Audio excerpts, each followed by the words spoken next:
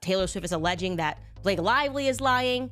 She seems like kind of a jerk. Wow, she's like kind of a bully. And she's just very sarcastic and snarky and just didn't come across well. It was just a perfect act of evil that was almost executed in broad. Big celebrities and top media figures are now tearing into Blake Lively and Ryan Reynolds after their lawsuit disaster spectacularly backfired, exposing every misstep and strategy gone wrong. Thank you for providing us with that distraction. At first, Blake painted herself as the helpless victim, with Ryan playing the dutiful husband ready to fight her battles.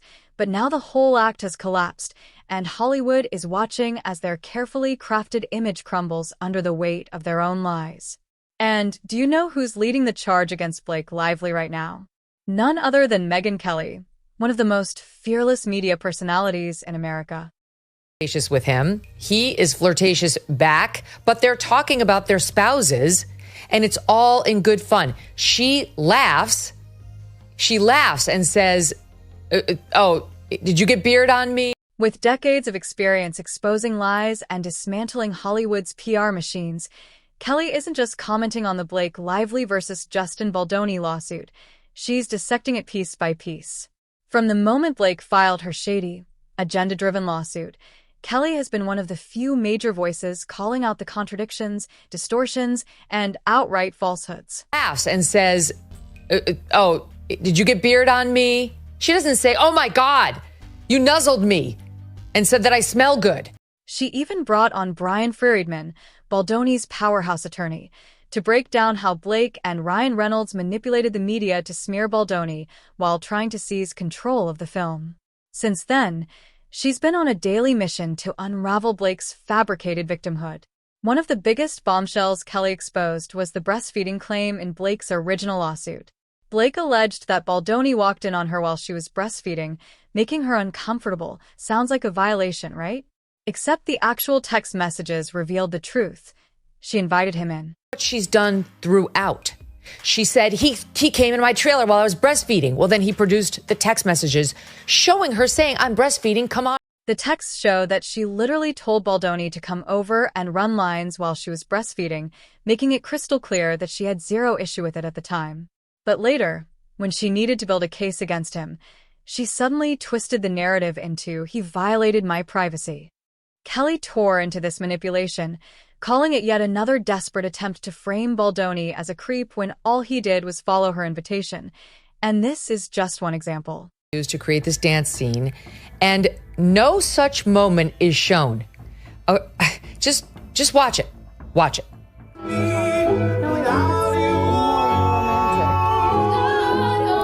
Right, and then says, smells good, and she says, it's my body makeup. That's her big harassment moment. They are playfully acting for the camera, trying to make it look like two lovers, two people in a... Then there's the insane dance scene accusation. So ridiculous that even Kelly couldn't believe Blake thought it would hold up in court.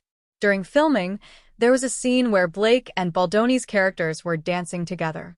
According to Blake's lawsuit, Baldoni made inappropriate comments about her body odor, making her feel uncomfortable. But here's what actually happened. Blake herself joked about how her body smelled bad after sweating on set, and Baldoni responded with a totally neutral, casual comment like, yeah, it smells good. That's it.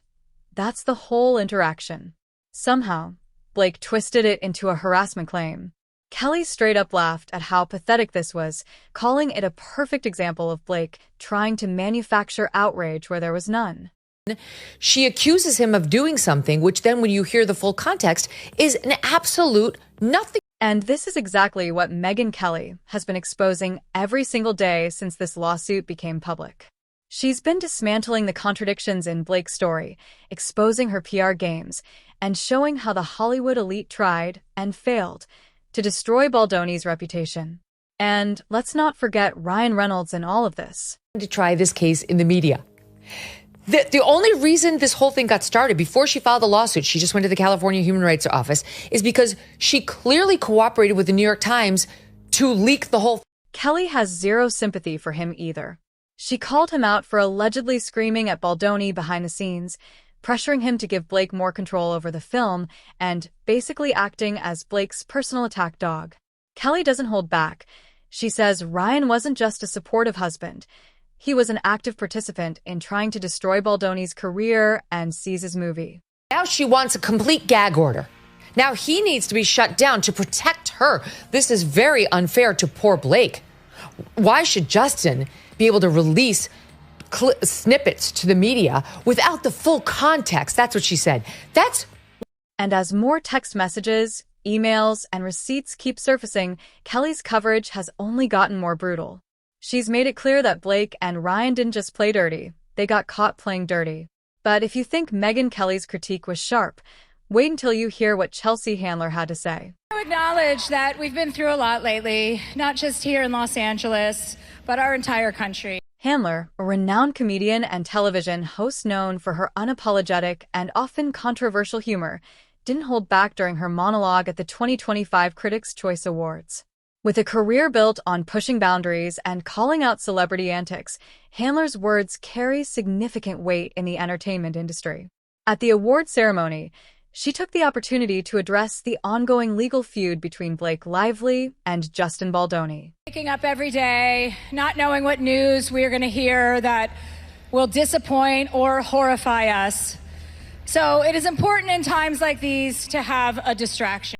She began by acknowledging the challenging times everyone has been facing, but then, with her signature sarcasm, she pivoted to the Lively-Baldoni dispute, saying, "That's why I want to personally extend my gratitude to Justin Baldoni and Blake Lively."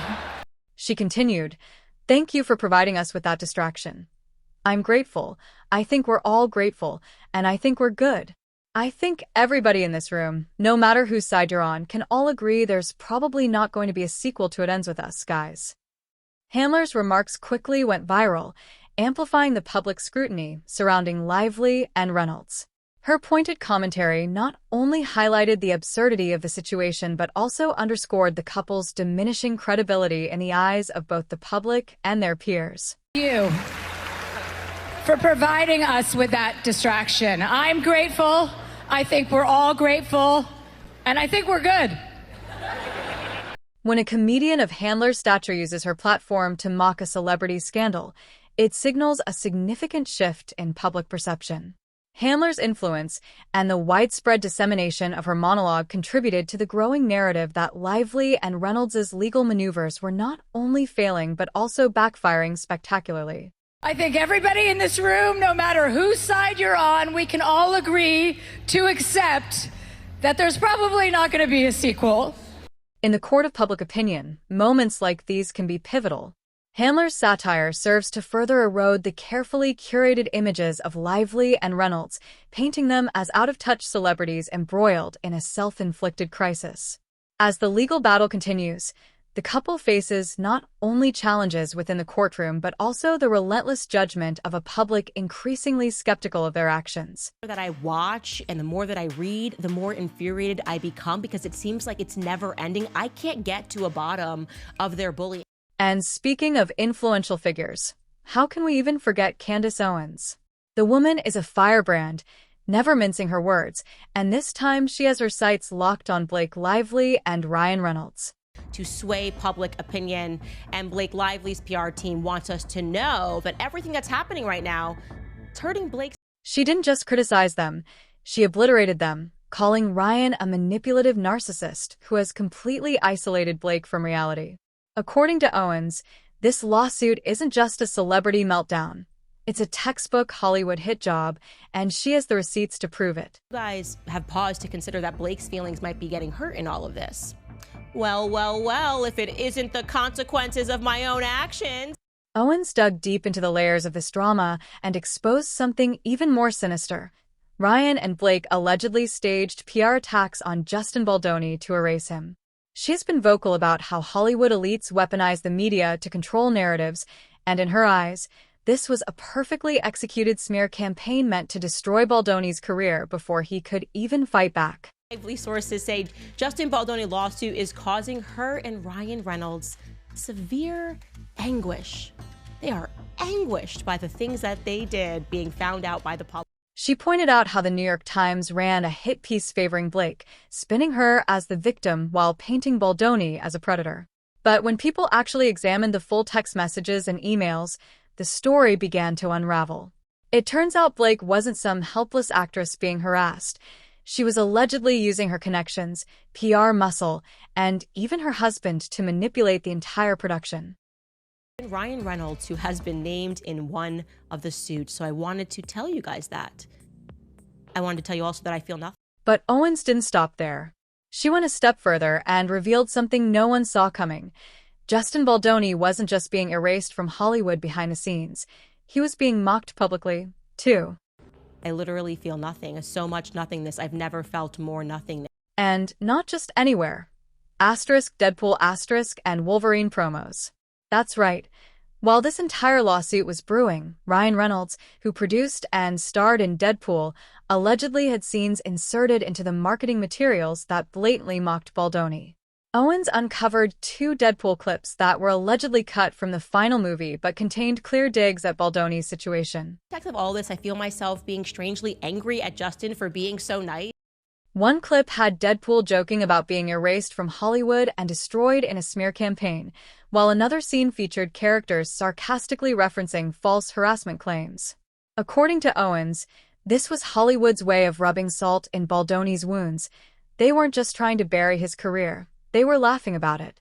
Mocked in the credits of his own movie, that he was mocked mercilessly, endlessly in Deadpool and Wolverine by A-list actors getting involved there. We know that Justin's colleagues and fellow actors on the film. And if you think that's a stretch, consider this. Baldoni's colleagues and castmates from It Ends With Us were all invited to the Deadpool and Wolverine premiere, where they had to sit and watch these jokes play out on screen.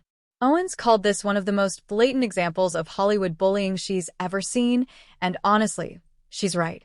What kind of industry invites someone's colleagues to laugh at their downfall in real time? Owens laid it out simply. Ryan Reynolds wasn't just defending his wife.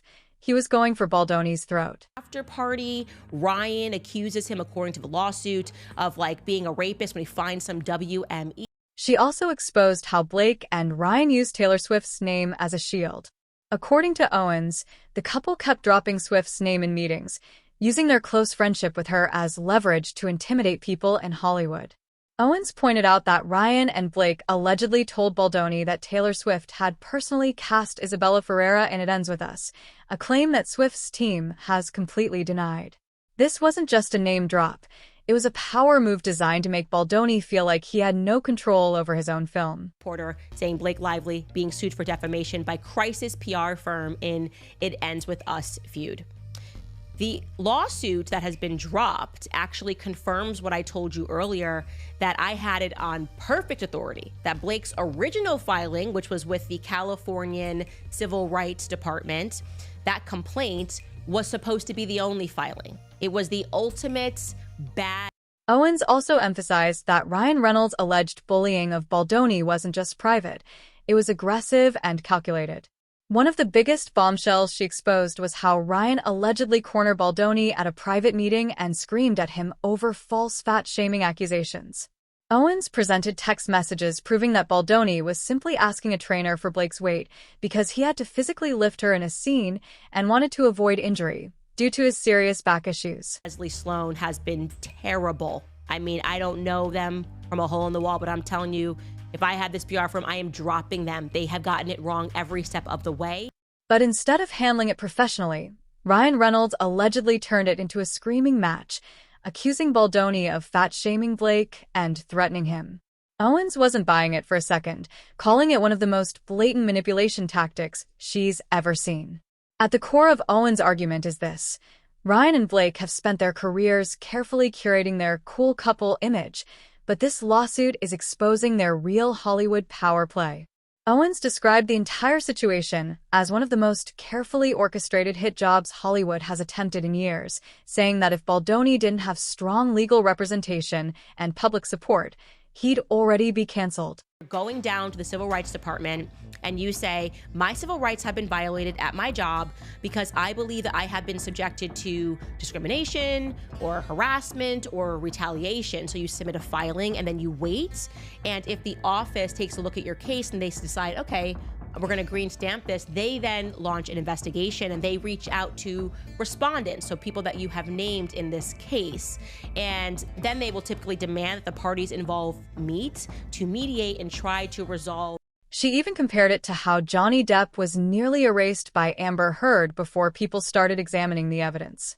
According to Owens, this case isn't just a Hollywood feud. It's about powerful celebrities abusing their influence, weaponizing PR firms, and manipulating the media to destroy people's careers.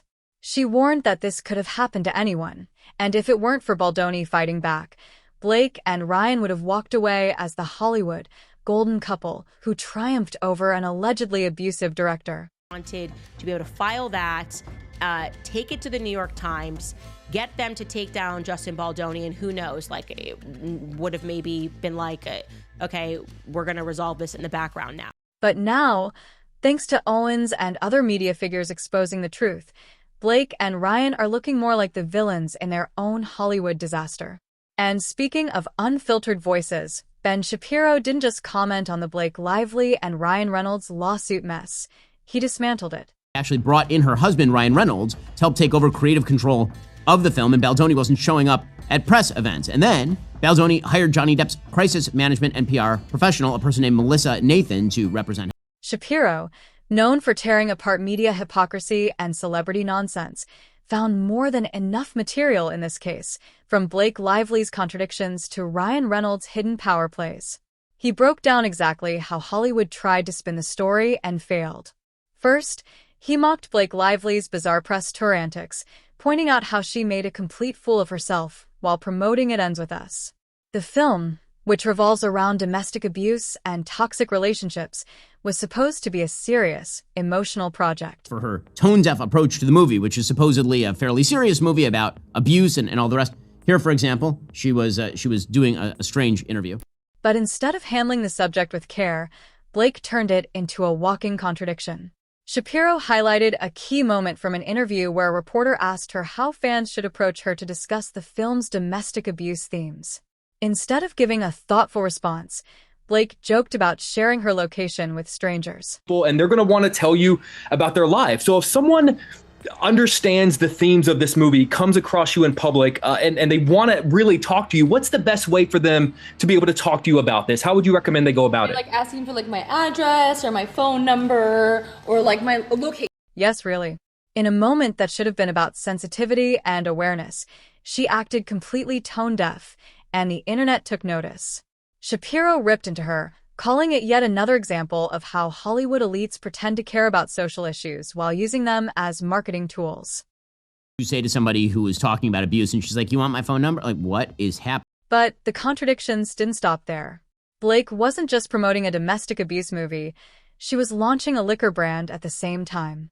Shapiro couldn't help but highlight the irony of her trying to position herself as an advocate for abuse survivors while simultaneously promoting an alcohol business. Alcohol is statistically one of the biggest factors in domestic violence cases, and yet Blake saw no issue with pushing both messages at once. Blake Lively filed a legal complaint against Baldoni's Wayfarer studio. She claims harassment, retaliation, failure to investigate or prevent harassment, aiding and abetting harassment, breach of contract, intentional infliction of emotional distress, negligence, false light, invasion of privacy, interference with prospective economic advantage. As Shapiro put it, you can't play the victim and the business mogul at the same time, but that's exactly what she was doing, crying about being harassed on set while also profiting from a film about abuse. Then Shapiro exposed the media's role in covering up Ryan Reynolds' bullying behind the scenes. While the press was busy writing sob stories about Blake's alleged mistreatment, no one wanted to talk about how Ryan was actively intimidating Justin Baldoni. Shapiro pointed out how the mainstream media refused to report on Ryan's alleged screaming matches, threats, and efforts to erase Baldoni from his own movie. Instead, they painted Ryan as the loyal, supportive husband defending his wife, when in reality, he was running damage control, trying to silence Baldoni, and rewriting the entire narrative in Blake's favor. In his production company, those demands included no more showing nude videos and images to Lively or her employees, no mentions of Baldoni's addiction or discussions of personal encounters, no more inquiries about Lively's religious beliefs or weight, and all intimate scenes to be highly choreographed in advance. One of the most blatant media cover-ups Shapiro called out was how Ryan and Blake used Taylor Swift's name as a shield. They constantly dropped Swift's name in meetings, implying they had the most powerful celebrity on their side, and the media played along. But when Swift's team finally denied any involvement, it became clear that Blake and Ryan were weaponizing their connections to control the film and push Baldoni out. Shapiro didn't mince words. He called it classic Hollywood bullying. Then, apparently, went to the New York Times, and the New York Times did a giant propaganda piece on her behalf, talking about how dare Justin Baldoni defend himself with the PR campaign. The New York Times says, quote, she claimed Baldoni had improvised unwanted kissing and discussed his life, including encounters in which he said he may not have received consent. Shapiro also exposed how Blake tried to paint Baldoni as a villain to seize creative control of the movie. This wasn't just a simple Hollywood feud, it was a power grab. The lawsuit revealed that Blake had rewritten entire scenes without permission, attempting to override the director's vision and position herself as the creative force behind the project. But when Baldoni resisted her changes, Blake didn't handle it professionally. She turned it into a harassment claim, suddenly accusing Baldoni of making her uncomfortable, exaggerating innocent interactions, and twisting moments on set to fit her narrative. Both men repeatedly entered her makeup trailer uninvited while she was undressed, including when she was breastfeeding. And then the hit piece had a bunch of text messages and emails between Baldoni and his PR team. Baldoni ended up being dropped from William Morris Agency, which is one of the biggest agencies in the world. Lively claimed that she missed hosting SNL because of the Baldoni smear campaign. Shapiro brought up one particularly ridiculous accusation. Blake claimed Baldoni harassed her over a dance scene. In that scene, Blake had jokingly mentioned Baldoni's body smell first, to which Baldoni casually agreed, but in her lawsuit, she twisted it into a harassment claim. Shapiro called out the insanity of this double standard. Blake could joke around, but if Baldoni played along, he was suddenly a predator. It was a calculated move, and one Shapiro made sure to expose. But then there was one famous celeb who was least expected to turn against this couple, Taylor Swift. For years, Taylor and Blake were Hollywood's golden duo.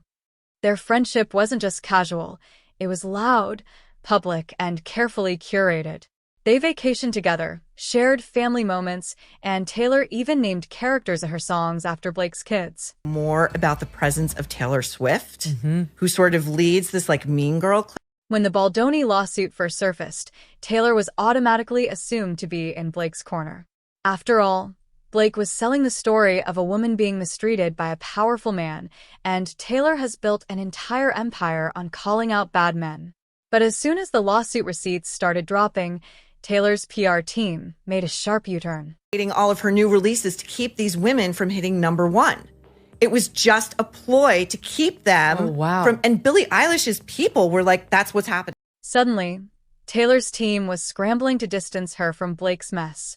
Reports began surfacing that she had no idea what was happening, that she had been dragged into the lawsuit unfairly, and that she had merely happened to walk into that infamous penthouse meeting. Apparently, though the name is blacked out, there's an assumption, well-founded, that it's Taylor Swift, her BFF, at the Reynolds penthouse in Manhattan, where Ryan Reynolds allegedly bullied Justin so badly that a Sony representative who was there, the production team behind the movie, and her biggest takeaway was, I am very sorry that I let him get away with doing that to Justin. Her team claimed she was not involved, not aware, and not responsible for anything that was happening. But here's the problem. Taylor's name is all over the lawsuit. Multiple text messages between Blake and Baldoni reference Taylor, and there are claims that Ryan Reynolds repeatedly used her name to intimidate Baldoni. Mother of dragons in Game of Thrones, and that's what Blake Lively says in a text message, that she too has her dragons, Ryan Reynolds and And most damning of all, Blake herself called Taylor one of her dragons, implying that she was an active part of the battle against Baldoni. If Taylor was really uninvolved, why was her name being used as a power move? This is where things get messy for Taylor. The lawsuit isn't just a PR nightmare, it's a legal case. Now you see text messages in this lawsuit from Blake Lively comparing herself to the heroine of Game. And if Taylor is subpoenaed to testify, she won't have the luxury of spinning her version of events like she does in her songs. Under oath, she has to tell the truth. If she lies and it gets exposed, that's perjury, a criminal offense. And if she tells the truth and contradicts Blake's claims, that could be the end of their friendship. Swift's team is now coming out swinging, and that is super interesting. An article just dropped about an hour ago in TMZ against Blake Lively in the press. Taylor Swift is alleging that Blake Lively is lying. This is YC. Owens believes Taylor is now in full panic mode. She claims Taylor is trying to avoid being dragged into court at all costs because she knows Blake has used her as a weapon, and now it's backfiring. Taylor never expected to be part of this lawsuit, and now she's realizing that her friendship with Blake might cost her more than just bad press. The truth, or is this just a strategy to save her own skin? I don't know, guys. According to reports, Taylor is baffled and furious that Blake characterized her as a major figure in this legal battle. It's one thing to be supportive of a friend, but it's another to be strategically name-dropped in a lawsuit that could result in serious legal consequences. And Taylor, being the calculated mastermind she is, knows exactly when to cut her losses. Industrial complex needs to be studied and exposed. I want to hear from her fans. Email me, info@CandaceOwens.com.